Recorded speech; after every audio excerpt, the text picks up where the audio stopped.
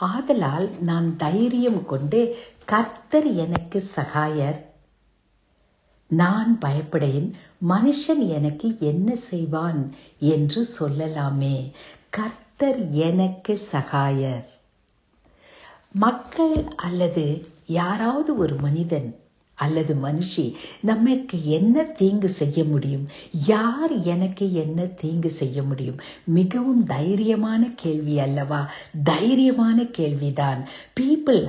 மக்கள் நமக்கு எந்த தீங்கும் செய்ய முடியாது. காரணம் என்ன தெரியுமா? தேவன் நம்முடைய சகாயராக இருக்கிறார். தேவன் நமக்கு உதவி செய்கிறவராக இருக்கிறார். அதனால் எதை குறித்தும், எந்த மனிதனை குறித்தோ, எந்த காரியத்தை குறித்தோ நாம் பயப்பட தேவையில்லை. நாம் செய்ய வேண்டியதெல்லாம் தைரியத்தோடு வாய்விட்டு சொல்லுவோம், தேவன் எனக்கு சகாயர், தேவன் எனக்கு சகாயர். நீங்கள் வாயிலே அதை சொல்லும் போது நிச்சயமாக நம்முடைய வாழ்க்கையிலே நமக்கு தைரியம் இருக்கும்.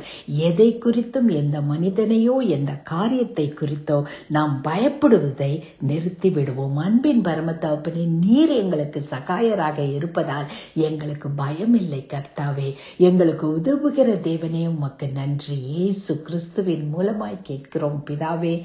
ஆமேன்.